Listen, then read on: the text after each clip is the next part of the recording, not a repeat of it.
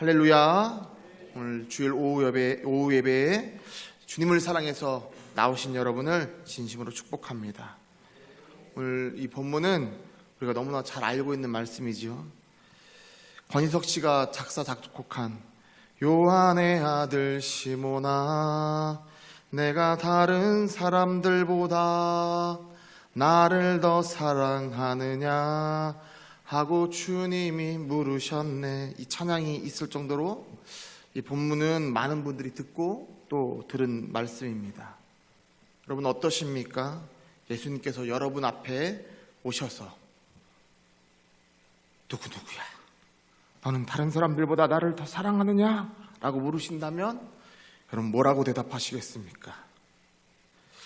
저는 이번 주 이 말씀을 묵상했는데요, 성찬아, 네가 다른 사람보다 나를 더 사랑하느냐? 제가 네 하고 대답했을까요? 부끄럽게도 선뜻 대답이 나오지 않았습니다. 지지난주 토요일 청년부와 함께 식사하고 카페도 가고 그래서 이야기도 나누고 그랬습니다. 그때 제 아내가 함께 동석을 했는데요, 제 아내가 그때도 저희의 첫 만남을 이야기했습니다. 저희가 처음 만나서 밥도 안 사주고 커피도 안 사주고 깜깜한 밤에 추운데 강변에서 추리닝만 입고 나온 남자가 예수님 얘기만 주구장창 하다가 헤어졌다라는 얘기입니다. 그때는 제가 신학생도 아니었는데 하나님을 진하게 만나게 되니까 하나님 얘기를 안 하면 미치겠더라고요. 그래서 누굴 만나든 하나님 얘기를 했습니다. 하나님이 나를 어떻게 만지셨고 나를 어떻게 만지시고 계신지를 얘기를 안 할 수가 없었습니다. 제가 아내랑 결혼할 때도 정말 멋없게 내가 당신을 두 번째로 사랑할게, 첫 번째는 하나님이야 라고 말했었는데, 그런데 이번 주 이 말씀을 묵상하는 가운데 말씀을 통하여 성찬아, 네가 다른 사람들보다 나를 더 사랑하느냐? 라고 주님이 질문을 하시는데 선뜻 대답이 나오지 않음에 많은 눈물을 흘리면서 회개를 했습니다. 때론 주님보다 나를 더 사랑했고 내 부모, 내 아내, 내 자녀, 내 가족을 먼저 생각했고 또 부끄럽게도 때론 돈이 먼저였고 건강이 앞섰고 내 이익이 앞섰던 것, 이 모든 것이 얼마나 회개가 되던지 많은 눈물을 흘렸던 한 주였습니다. 그런데 감사한 것은 오늘 말씀을 보면 예수님은 베드로에게 한 번만 묻지 않으시고 무려 3번이나 계속해서 물어봐 주셨다는 것입니다. 다시 돌이킬 수 있는 시간을 주시고 다시 고백할 수 있는 시간을 주시는 분이 바로 우리 예수님이신 줄 믿습니다. 이 사건이 있기 전에 베드로는 어떤 상태였습니까?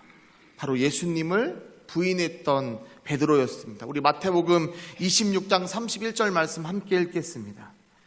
그때 예수께서 제자들에게 이르시되 오늘 밤에 너희가 다 나를 버리리라. 기록된 바 내가 목자를 치리니 양의 떼가 흩어지리라 하였느니라. 여러분, 예수님이 잡히시던 날 그날 저녁에 제자들에게 말씀하셨습니다. 오늘 밤 너희가 나를 다 버릴 거야. 그냥 이야기하신 것이 아니라 스가랴 13장 7절 말씀을 근거로 예수님이 말씀하십니다. 그때 베드로가 뭐라고 대답합니까? 우리 마태복음 26장 33절 말씀도 함께 읽겠습니다. 베드로가 대답하여 이르되 모두 주를 버릴지라도 나는 결코 버리지 않겠나이다. 사랑하는 성도 여러분, 베드로의 대답에 베드로의 이 결연한 의지가 보이십니까? 모두 다 주를 버릴지라도 나만큼은 결단코 주님을 버리지 않겠습니다. 주님을 떠나지 않겠습니다. 라고 고백했던 베드로입니다. 제가 어릴 적 우리 교회는 강단조차 삐그덕거리던 작은 교회였습니다. 주변은 허벌판처럼 뒤에는 산이 있었고 당시 계룡에는 지금의 엄사도 없었고 금암동도 없었습니다.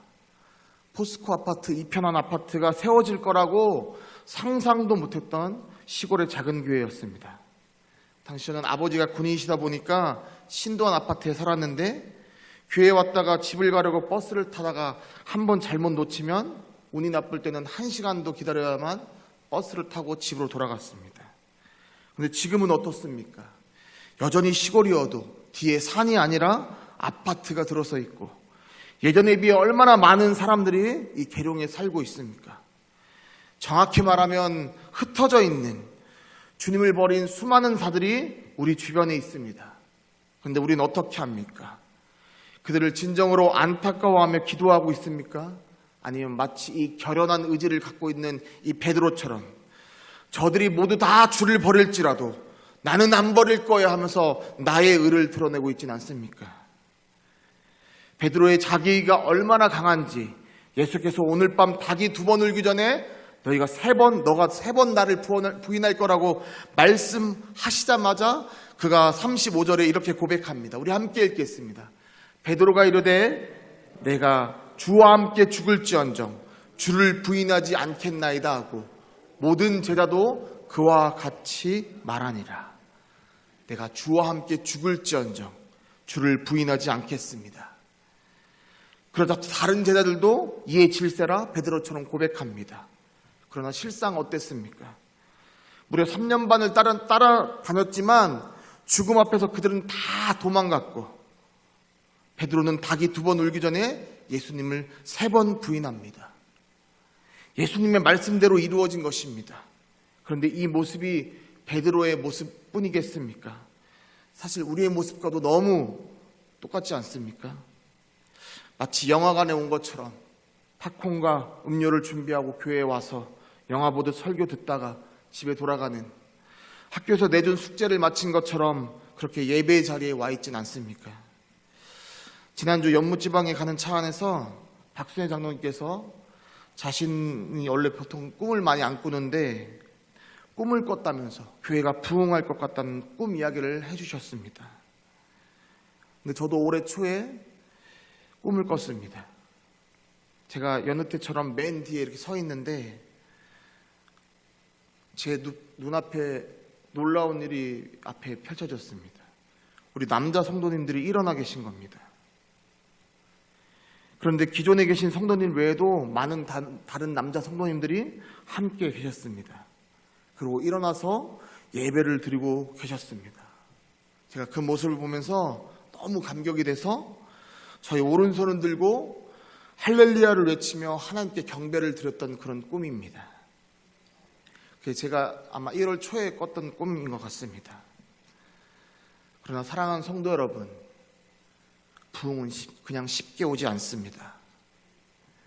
먼저는 우리 안에 하나님을 사랑하는 마음이 가득해야 합니다. 주님이 내가 다른 사람보다 나를 더 사랑하느냐? 라고 물으실 때 눈물로 주님께, 주님 아시잖아요. 부족하지만 정말로 주님 사랑합니다. 라는 고백이 있어야 합니다. 또한 그 고백 뒤에는 반드시 행동이 뒤따라야 합니다. 지난 주일 주보에 이런 강구가 실렸습니다. 담임 목사님께서 성지순례를 가시기 전에 원활한 예배 진행을 위해서 차량 봉사를 부탁드립니다. 협의 박성찬, 이런 광고를 하셨습니다. 여러분 죄송하지만 제가 어떤 생각이 들었을 것 같습니까? 어차피 아무도 물어보지 않으실 건데 담임 목사님 왜 이 광고를 내셨나? 솔직히 이게 제가 드는 생각이었습니다. 물론 목사님께서 왜 그런 광고를 내셨는지는 짐작을 합니다. 그럼에도 내셨다는 걸 저는 알고 있습니다. 여러분 제가 지금 여러분 탓하려고 여러분 차량 운행 좀 하세요, 일 좀 하세요, 이걸 말하려고 하는 게 아닙니다. 교회 사정상 하실 만한 분이 안 계신 것도 저도 잘 압니다. 여러분이 얼마나 열심히 사시는지도 주변에서 보고 알고 있습니다. 근데 제가 진짜 여러분에게 하고 싶은 말은 여러분 주님 꼭 사랑하세요 라는 말을 하고 싶은 겁니다. 제가 아프기 전에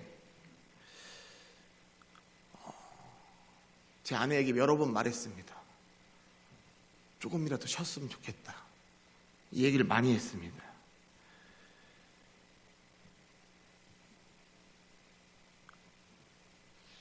새벽 예배가 마치고 저 위에서 쓰러졌던 적이 많습니다. 근데 그냥 나이가 들어서 체력이 약해지나 보다 라고만 생각했습니다. 사실 여러분 중에 제가 부끄러울 정도로 헌신하는 분들도 계십니다. 사회에서 얼마나 힘들게 생활을 하고 계신지 알기 때문에 주말에라도 쉬어야 되는 것도 잘 알고 있습니다. 그런데 그렇다고 해서 여러분의 인생에서 주님이 두 번째, 세 번째로 밀려서는 절대 안 됩니다. 혹 누군가가 그래도 주님이 저의 마지막은 아닙니다 라고 말을 한다면 저는 아닙니다. 주님은 무슨 수가 있어도 항상 맨 처음이 되셔야 합니다 라고 여러분에게 말씀드릴 겁니다. 또한 이 대답은 앞서 제가 고백했던 것처럼 저에게 하는 대답이기도 합니다. 사랑하는 성도 여러분, 저는 지금 제가 여러분을 사랑한다고 고백하는 이 말, 사랑하는 성도 여러분, 이 말이 감격이 됩니다. 왜냐하면 저는 제가 이 말을 감당하기 힘들 정도로 죄인이었던 것을 잘 알고 있기 때문입니다. 그런데 주님의 그 십자가의 보혈로 인해서 저는 여러분들에게 사랑한다고 고백할 수 있는 존재가 되었고 그 안에서 기쁨과 감격을 경험하게 됩니다. 바라옵기는 저와 여러분의 이 교회 성도님들과 가족과 또 주변 이웃들에게 주님의 이름으로 사랑한다고 고백할 때 그 고백이 진심이 되기를 주님의 이름으로 축원합니다. 그리고 여러분의 행동으로 주님께 사랑을 드러내고 삶으로 그 사랑을 이웃과 나눔으로써 그 안에서 주님이 주시는 기쁨과 감격을 누리시길 원합니다. 다시 본문을 보면 본문 앞부분에 이런 말이 있습니다. 예수님을 부인했던 예수님을 배반했던 이 베드로는 예전의 삶으로 돌아갑니다. 그렇게 디베랴 호수, 또 갈릴리 호수에서 고기를 잡고 있었습니다. 그러나 그날 밤 아무것도 잡지 못한 이 베드로와 그 일행들에게 예수님이 나타나셔서 뭐라고 말씀하시냐면 그물을 배 오른편에 던지라고 말씀하십니다. 그리고 마치 예전 사건이 오버랩 되듯이 물고기가 많아서 그물을 들 수 없게 됩니다. 그때 요한이 베드로에게 이렇게 말합니다. 예수님이셔. 요한은 알아챈 겁니다. 그분이 예수님이라는 것을. 여러분 이때 베드로가 어떻게 하셨는지 아십니까? 여러분 우리가 읽을 말씀인데요. 여러분 이거 잘 읽어서 여러분이 정말 이 베드로와 같이 되기를 원합니다. 우리 요한복음 21장 7절 말씀 함께 읽겠습니다. 예수께서 사랑하시는 그 제자가 베드로에게 이르되 주님이시라 하니 시몬 베드로가 벗고 있다가 주님이라 하는 말을 듣고 겉옷을 두른 후에 바다로 뛰어내리더라. 아멘. 여러분 베드로가 어떻게 합니까? 바다로 뛰어내립니다. 예수님이셔 라는 그 말에 그냥 바다로 뛰어들습니다. 거리가 육지로부터 약 80에서 90m 정도 떨어진 상태였습니다. 그러나 다른 제자들은 작은 배를 타고 물고기를 나중에 물고기를 가져오지만 베드로는 주님을 향해서 뛰어내립니다. 사랑하는 성도 여러분, 제가 왜 남자 성도님들이 일어나셔서 예배드리는 장면을 하나님 꾸게 하셨을까를 꿈이 생생해서 계속 생각했었습니다. 그러다가 제가 이번에 깨달았습니다. 제가 봐도 우리 교회는 여성교회로 진행되는 교회인 것 같습니다. 참 여성교회 분들이 많이 헌신하십니다. 그러니까 여성교회 회장님 십자가를 짓지 않기 위해서 다들 서로 얼마나 안 한다고 하십니까? 놀라운 건 지으시면 십자가를 지시면 하나님이 분명히 갚아주실 줄 믿습니다. 그런데 이제는 남자분들이 일어나셔야 될 때라고 생각합니다. 저는 내가 조금이라도 더 젊으시면 주님을 위해 충성하시기 바랍니다. 제가 아는 하나님은 절대 공짜가 없으신 분이십니다.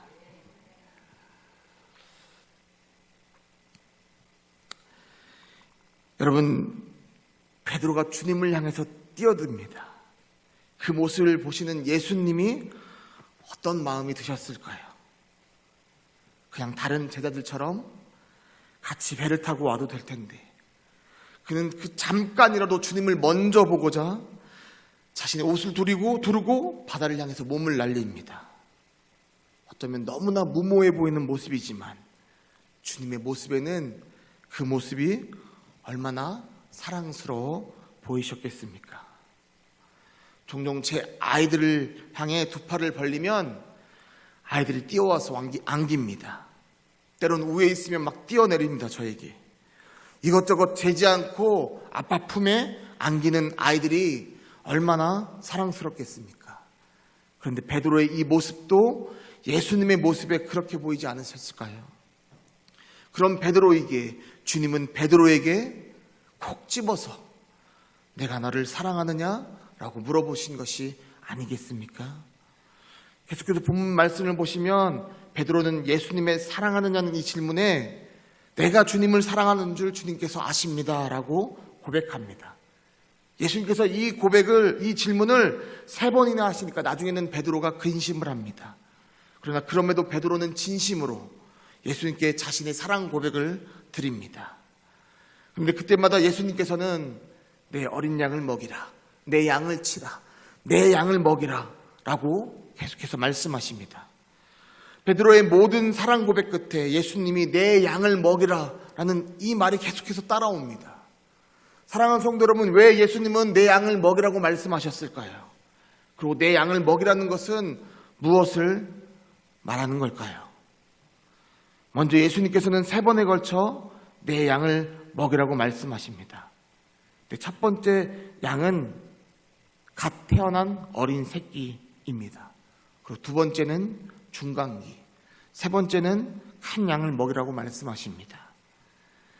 따라서 이것은 만나는 모든 양을 구별 없이 먹이고 치는 것을 강조하는 것입니다. 어린아이부터 정말 노년에 이르기까지 주님은 우리가 만나는 모든 사람들에게 하나님의 양식을 전하기를 원하십니다. 또한 양을 먹인다는 것은 아무에게나 해당되는 그런 단어가 아니라 오직 목자, 그것도 어설픈 목자가 아니라 전문 목자에게만 사용되는 단어입니다. 우리 시편 23편 말씀을 함께 읽어보겠습니다. 여호와는 나의 목자시니 내게 부족함이 없으리로다. 그가 나를 푸른 풀밭에 누이시며 쉴만한 물가로 인도하시는도다. 여러분, 말씀을 보니까 진정 좋은 목자랑 양떼에게 부족함이 없게 하는 목자입니다. 자신의 양떼에게 최상의 풀을 먹일 수 있는 초장과 최적의 안식처가 될 물가로 알고 이렇게 그곳으로 양떼를 인도하는 자입니다. 바로 선한 길로 양들의 방향을 바꿔주며 그 길로 인도하는 자입니다. 여러분, 여러분에게 그럴 능력이 있습니까? 저는 그럴 능력이 없습니다. 그러나 누구에게 그런 능력이 계십니까? 바로 예수 그리스도께 그 능력이 있는 줄 믿습니다. 바로 그런 이유로 예수님께서는 베드로에게 계속해서 내 양을 먹이라 라고 말씀하시면서 베드로에게 먼저 전문 목자가 되라고 말씀하십니다. 또한 오늘 우리에게도 동일한 말씀을 하십니다. 이번 주 새벽 제가 나왔을 때 모세와 예수 그리스도의 공통점과 또 차이점에 대한 말씀을 나눴습니다.